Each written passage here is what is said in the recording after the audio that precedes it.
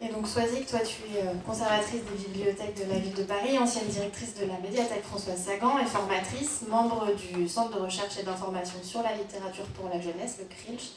Et tu nous as spontanément proposé de t'intéresser au corpus, notamment quel roman prône les valeurs d'amitié et de solidarité internationale dans la période qui va plutôt des années 30 aux années 70. Milou, répondit M. Fiorini, si les garçons de ton âge continuent à croire que l'humanité se divise en italien, en français, en anglais, en breton, en auvergnat, et qu'on ne doive juger, aimer ou détester qu'en bloc, le monde est perdu, dit Charles Villedrac. Comment donc... Voilà, je suis prête. Là, vous m'entendez? Là, c'est mieux? Mais je crois qu'il s'est peut-être éteint. C'est peut-être éteint. Voilà. Comment la littérature jeunesse peut-elle inculquer aux jeunes cette ouverture à l'autre et cette compréhension tant souhaitée dont nous parlons depuis le début de ce colloque? Pour répondre très partiellement à cette question, on va donc prendre l'exemple de quelques romans, parmi tant d'autres, il y en avait beaucoup, parus donc entre les années 30 et les années 70. Donc on parlera d'abord d'amitié entre deux enfants de pays ou cultures différentes, puis de solidarité entre des groupes d'enfants ou d'adolescents venant là aussi de milieux divers et d'horizons éloignés. Il est intéressant de voir qu'au cours des années, la vision de l'autre évolue beaucoup. On passe du serviteur à l'ami, de la charité à la solidarité. Ce changement se fait parfois même dans le même roman, comme dans La Petite Maréchale de Thérèse Trilby. Liliane, 13 ans, vit avec son grand-père, gouverneur de Floréal, une île perdue dans l'océan Pacifique. Elle est égoïste, orgueilleuse, trop gâtée. Elle possède 7 pirogues de couleurs différentes, une pour chaque jour de la semaine, et un éléphant nain. Elle possède également, parce que c'est vraiment le mot, un serviteur qui s'appelle Chang-Se, un petit chinois trouvé dans la forêt, qui ne la quitte jamais. Il a toutes les qualités, lui, il est dévoué, il est pieux, il est généreux et il est intelligent. Le grand-père meurt, Liliane doit partir en France retrouver une mère qu'elle croyait morte et qui tient une mercerie. Au cours du voyage, elle commence à comprendre que Chang-Se est un enfant comme elle, surtout quand il attrape une pneumonie. En effet, à Floréal, il dormait devant sa porte sur une natte avec un poignard à la ceinture et il a continué à faire de même sur le bateau. Il a pris froid et il a attrapé une pneumonie. Arrivé en France, l'adaptation est très difficile.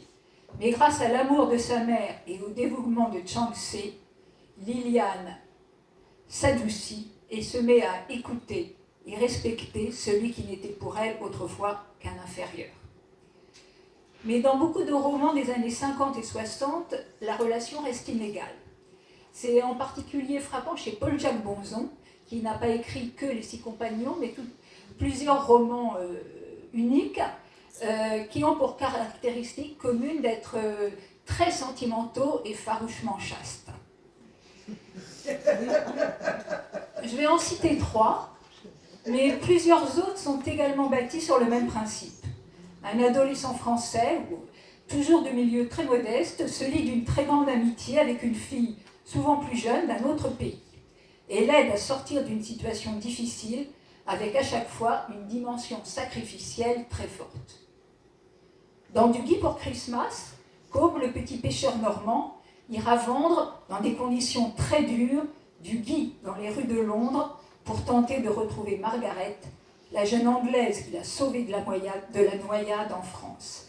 Atteint lui aussi d'une pneumonie, il y en a beaucoup dans ses romans, c'est une maladie extrêmement littéraire. Il finira par revoir Margaret, que ses amis vendeurs de gui ont fini par retrouver.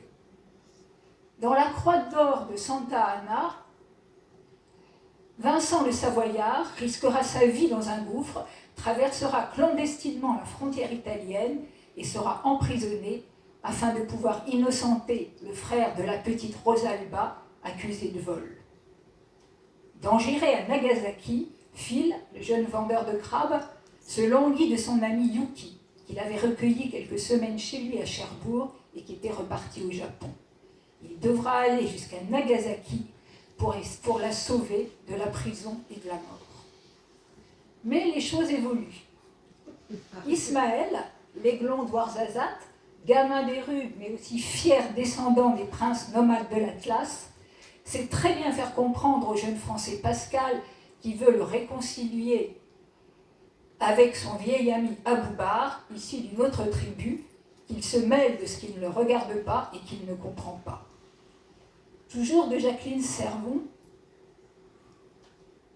dont Ali, Jean-Luc et la Gazelle, Jean-Luc admire la dignité et le courage de son ami Ali, fils d'un guerrier somali qui supporte la faim, la soif et la souffrance dans une région de Djibouti ravagée par la sécheresse.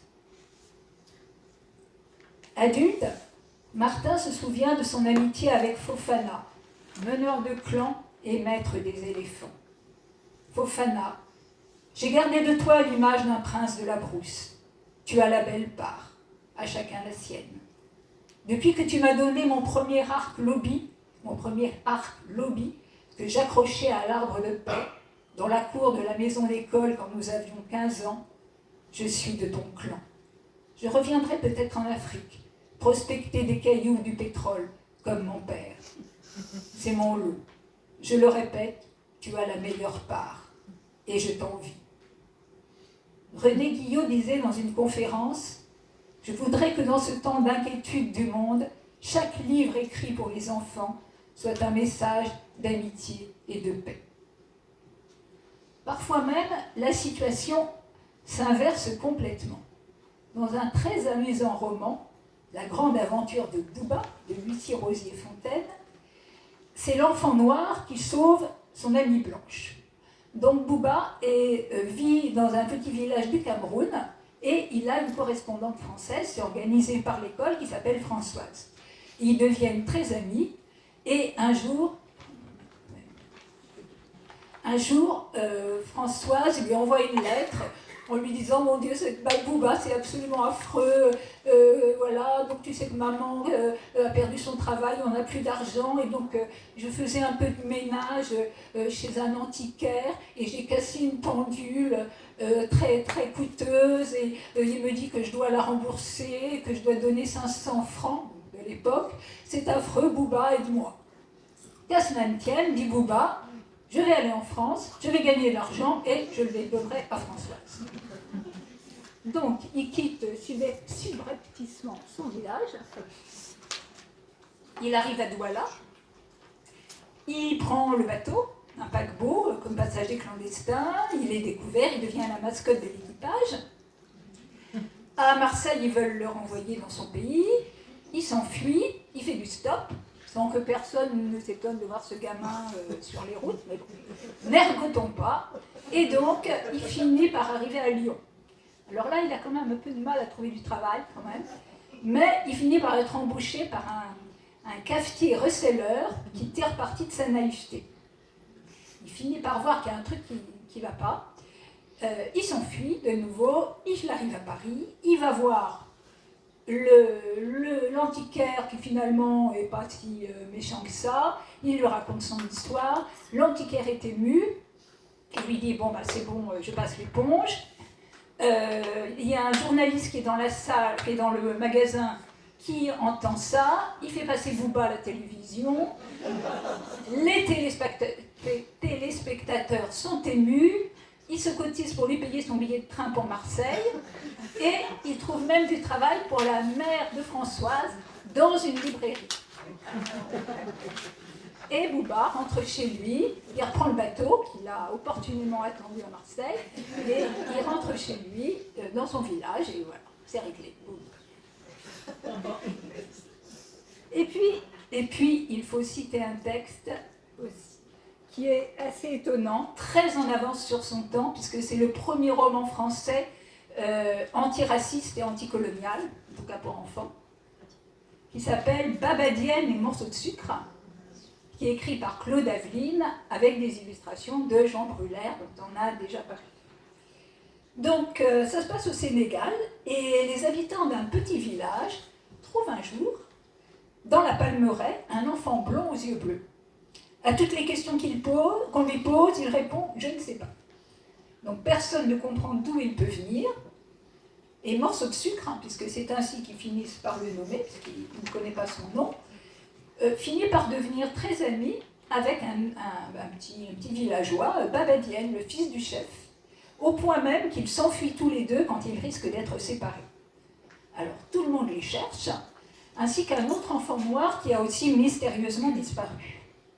Et la surprenante vérité éclate à la fin. Un des 3 seuls blancs de la région est un savant génial, et voilà ce qu'il explique. On nous racontait depuis toujours qu'il y a des races supérieures et des races inférieures. Ce sont de mauvaises raisons, inventées par les blancs afin de dominer les noirs. Pour le cœur et pour l'esprit, tous les hommes sont frères. J'ai pensé qu'il devrait y avoir un moyen pour qu'ils se ressemblent aussi par leur aspect physique. J'ai travaillé à cela pendant des années. Je suis parvenue cet hiver à composer un liquide qui avait toutes les caractéristiques du blanc. Et je songeais, si je pouvais en faire l'expérience sur un homme. Mais voilà qu'un enfant l'a faite sans se douter. Lorsque j'ai trouvé la bouteille vide, j'ai compris pourquoi, le même jour, un petit noir avait disparu et un petit blanc était apparu. Mzara est passé devant ma fenêtre ouverte. Il a été attiré par cette bouteille à la belle couleur argent et il l'a bu. Quelle chance! Alors quand même, les autres lui disent que c'est pas, voilà, que ça ne peut pas continuer comme ça, qu'il faut trouver une solution. Pas de problème, il a la boisson, alors c'est pas l'antidote, mais la boisson inverse, si j'ose dire, je peux demander. Voilà. Il l'a fait boire un morceau de sucre qui redevient noir. Et à la fin du roman, le savant et quasiment tout le village partent à Paris pour faire connaître cette fabuleuse découverte. Et la dernière phrase nous promet d'ailleurs de nous raconter bientôt leurs aventures à Paris, et on regrette vraiment que l'auteur ne l'ait pas fait. À propos de l'auteur, justement, Claude Aveline, il a toute sa place dans ce colloque, puisqu'il a écrit des livres pour enfants. C'était un lecteur et un grand amateur de l'heure joyeuse. Il aimait beaucoup l'heure joyeuse. Et il y a un fonds Claude Aveline à la bibliothèque de Versailles.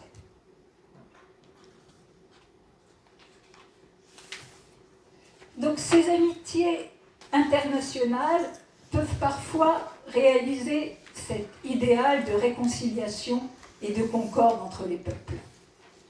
Dans Tu ne tueras point, un roman très lyrique écrit par un ancien officier de la Légion étrangère, il évoque un sujet hélas très actuel. L'action se déroule en mai 1967, pendant la guerre des 6 jours qui opposait Israël à l'Égypte et à d'autres pays arabes. Slimane, un jeune Égyptien de 14 ans, se retrouve seul dans le désert du Sinaï. Tout à coup, une balle siffle à ses oreilles. Après un échange de coups de feu, il se rend compte que son adversaire est une adolescente juive de son âge, Simi, qui est blessée. Très vite, ils comprennent que s'ils veulent survivre, ils devront s'entraider, et une grande amitié naît entre eux. Après bien des épreuves, ils parviennent à prévenir leurs armées respectives. Quand elles arrivent, ils ont un plan. Tandis qu'une flamme étrange s'allume dans ses yeux, Simi s'écrie. La haine que vous avez les uns pour les autres est donc incurable? Faut-il que nous attendions longtemps encore le geste que nous espérons vous voir faire? Si vous ne le faites pas tout de suite, nous retournons au désert. Quelle fougue! Comment lui résister? D'un même élan, Égyptiens et Israéliens se précipitent vers les 2 enfants. La nuit est venue.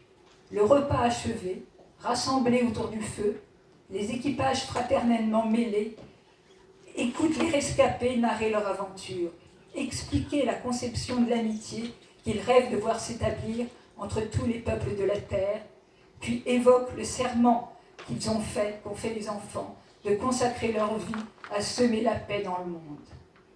Les hommes sont émus. Peut-être demain reprendront-ils les armes, mais ils combattront sans haine désormais, après avoir observé l'exemple de la plus pure fraternité qui puisse se concevoir entre 2 êtres hier encore ennemis. Parlons maintenant de solidarité. Dans ces récits, des jeunes de nationalités différentes unissent leurs forces pour un sauvetage ou une grande cause. Et là aussi, on évolue de la charité à un bras condescendante à la solidarité et au respect. Dans Sambo, le petit Camerounais, donc, qui est une histoire vraie inspirée du livre de Raoul Follereau, 30 fois le tour du monde. Donc c'est les élèves d'une école de Viroflay qui sont vraiment de milieux très modestes et ils se démènent pour trouver de l'argent afin d'envoyer un colis dans une léproserie camerounaise. Ils envoient des bonbons, des jouets et des livres et demandent conseil au libraire qui leur suggère l'auberge de l'Ange Gardien et le général Durakin. En disant ça va beaucoup leur plaire. Mais personne, pas même les adultes qui les soutiennent, ne s'interroge sur les réels besoins de ces petits lépreux. À l'opposé, Les Croisés de la faim de Maria de Crisenois, donc dans ce roman très austère, un groupe de jeunes parcourt l'Inde sous la conduite d'un ami indien. Ils décident de créer l'association des combattants de la faim, car, pense-t-il, nous sommes à l'aurore d'une nouvelle civilisation, la civilisation de l'homme qui s'opérera par le don. Bon, il n'est pas arrivé, mais bon. Mais pas n'importe quel don. Oui, reprit Pierre, il faut se garder de tout procédé qui semblerait une aumône ou pèserait sur leur liberté. Tu as raison, dit Kit, c'est le jeune Indien. L'Indien repousserait l'aumône. Il accepterait une amitié, s'écrie Pierre. Kit regarda son ami. Une flamme brillait dans ses yeux. Les services d'une amitié, un beau rêve, dit-il à mi-voix. Non, répondit Pierre fermement. C'est peut-être une réalité si les jeunes se comprennent et s'entendent. Dans la nouvelle Les algues de l'espoir, écrite par un auteur de 19 ans dans une collection, c'était un concours de nouvelles pour les jeunes, donc l'auteur s'appelle Gilles Trompas, et il raconte l'histoire d'un groupe de jeunes Français qui apprennent à des villageois du Bénin comment cultiver des algues riches en protéines pour lutter contre la faim et la sécheresse. Donc ces causes communes qui unissent les jeunes peuvent être très diverses. Dans Le Jeu sans frontières, des adolescents de diverses nationalités parcourent l'Europe pour sauver Marco, jeune vedette de cinéma qui a été kidnappé. Ils sont aidés par des scouts des pays qu'ils traversent, mobilisés par l'émission de Radio Scout Internationale, La Voix de la Fraternité. D'autres enfants débusquent d'affreux trafiquants de drogue, comme donc dans Bon Vent, l'Oiseau Bleu, où 16 enfants venus de tous les coins du monde, lauréats d'un concours, font une croisière à travers l'Atlantique. Et donc, en plus d'arrêter les trafiquants de drogue, malgré leurs différences de culture, ils deviennent amis et s'unissent pour mener l'enquête. Et surtout, ils font bloc pour expulser du bateau une affreuse passagère raciste qui ne voulait pas s'asseoir à côté du petit garçon noir. D'autres ont une mission plus politique, comme dans un assez curieux roman de Paul Bernat, qui doit être un des derniers qu'il a écrit, je pense. Donc ça se passe en Espagne, sous le franquisme. Un groupe de jeunes Français, membres d'une mystérieuse organisation, doit faire évader une jeune syndicaliste espagnole qui a, je cite, balancé une grenade dans une voiture bourrée de généraux. Condamnée à mort, elle est détenue dans une forteresse, donc c'est la rocasse du titre, perdue dans la montagne et presque inaccessible. D'autres, comme l'équipe internationale de la quête fantastique, en deux volumes, composée de jeunes Irlandais, Allemands et Français, a carrément pour mission de retrouver le Graal. Ils le trouvent. C'est un peu compliqué, enfin, ça finit pas très bien, enfin, le Graal se décompose, mais enfin bon, il le retrouve. En suivant un long périple qui conduira l'équipe des châteaux de Louis II de Bavière à la forteresse cathare de Montségur. Et pour rester dans ce contexte religieux, on peut évoquer un très charmant roman, que je ne connaissais pas du tout, de Romer Godin. Il n'y en a pas beaucoup qui sont traduits en français, c'est bien dommage. Donc il s'appelle Le petit Grégoire et l'icône russe, où il y a un autre titre qui est Une icône pour Martha, et qui raconte l'histoire de Grégoire, donc il y a un petit Anglais de 9 ans, et qui, aidé de sa sœur de 7 ans, va confectionner avec des bouts de tissu, du velours, des dentelles, de la peinture dorée, une icône pour Martha, leur nounou ukrainienne, qui a la nostalgie de son pays et qui rêve d'avoir, comme là-bas, une image de la Vierge dans sa cuisine. Cette solidarité peut aussi permettre à un groupe d'enfants de survivre et de s'épauler. Comme dans L'étrange famille de la Pampa, qui se passe en 1946. Et ça raconte le quotidien de 11 orphelins, allemands, espagnols, italiens, polonais, qui ont dû fuir leur pays pendant ou juste avant la guerre. Une jeune femme allemande, Manel, parvient à les emmener en Uruguay, où ils réussissent à recréer une famille recomposée, chaleureuse et solidaire, donc dans une ferme de la Pampa. Mais ce n'est pas toujours facile, hein, la solidarité. Kunto, qui a passé toute son enfance dans une librairie, dans une liberté presque totale en Afrique, a bien du mal à s'adapter à Paris et au lycée où il doit poursuivre ses études. Choqué par le racisme de ses camarades, il fonde le Club de l'amitié pour les élèves étrangers qui n'ont pas de famille en France. Donc ils passent du temps ensemble, ils créent un journal, ils s'entraident, ils visitent des personnes âgées. Mais Kunto est choqué par les paroles amères de certains membres. En entendant ces propos, Kunto est vraiment peiné. À quoi le club a-t-il servi? Tous les garçons dont les visages sont de différentes couleurs ont l'air de détester ce qu'ils appellent les blancs. Ils sont venus en France pour s'instruire et l'accueil qui leur a été réservé a fait naître en eux de la haine. Insouciants, maladroits, les lycéens se doutent-ils que leurs gestes, leurs injures préparent les futurs champs de bataille? C'est assez étonnant, surtout de la part de Thérèse Trilby, qui n'est pas l'auteur la plus progressiste qu'on puisse trouver. L'équipe des 4 nations, rassemblée autour du charismatique Germain, ne résistera pas longtemps, minée malgré tous ses efforts par l'antisémitisme, les conflits politiques et surtout par les différences sociales, jugées infranchissables par l'auteur, même quand il s'agit d'adolescents. Mais souvent, le contexte est beaucoup plus positif. Et celui qui aide reçoit autant qu'il a donné. Nous allons retrouver l'Amérique et on va être très proche de l'intervention précédente avec ce charmant roman de Madeleine de Genestou, donc qui s'appelle Marraine d'Amérique. Donc là, il y a une édition de 1939 et en fait, il a été publié avant, en 1920, sous le titre de Matty Brix et Rose Crillon. Donc c'est un charmant roman et en plus, il a la très grande valeur d'être une des lectures d'enfance préférées de Viviane Estradi.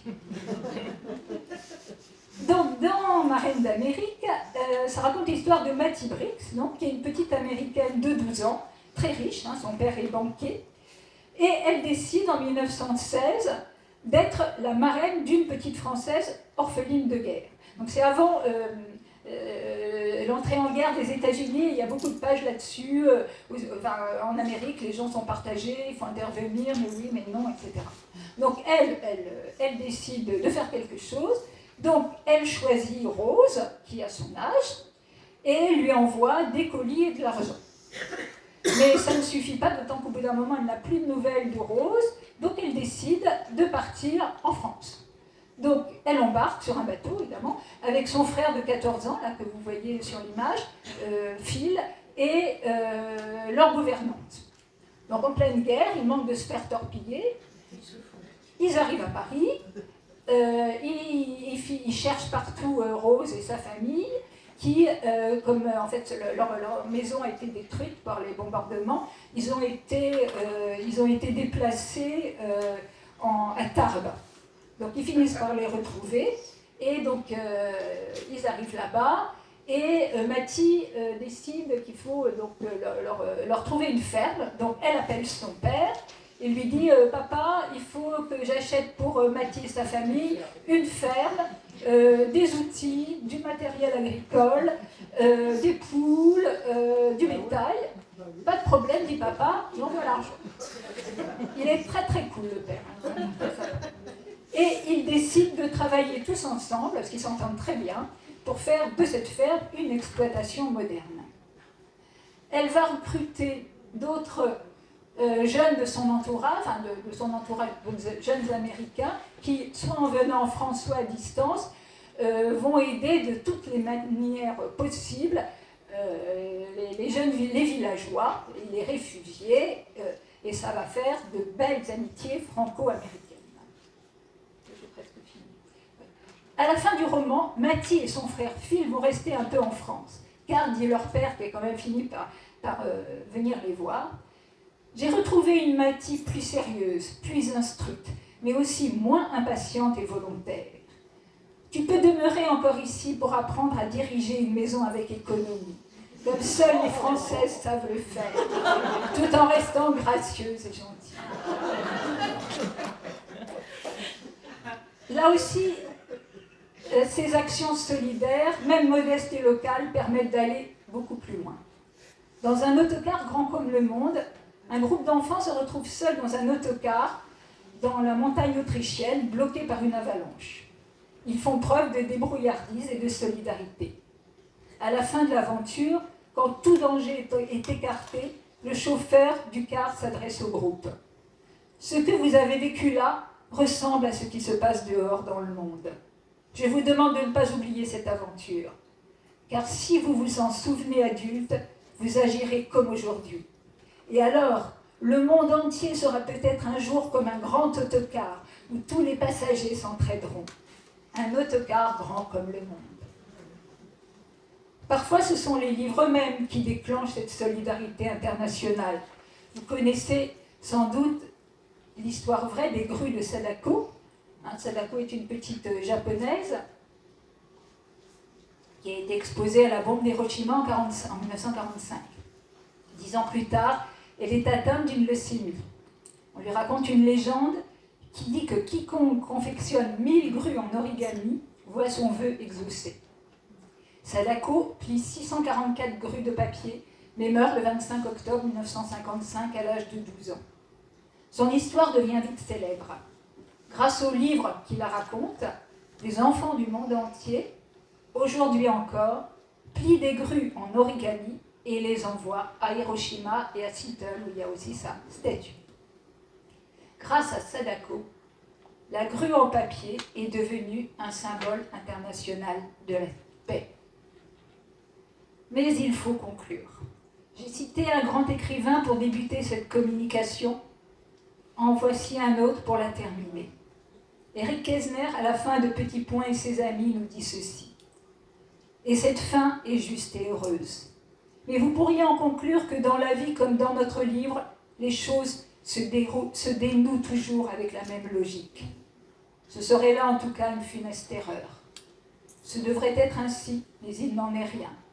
Pas encore. Mais tâchez quand vous serez grand que cela s'améliore. Nous n'y avons pas réussi. Devenez meilleurs, plus justes et plus raisonnables que la plupart d'entre nous l'étaient. On dit que la terre fut autrefois un paradis. Tout est possible. La terre pourrait redevenir un paradis. Tout est possible.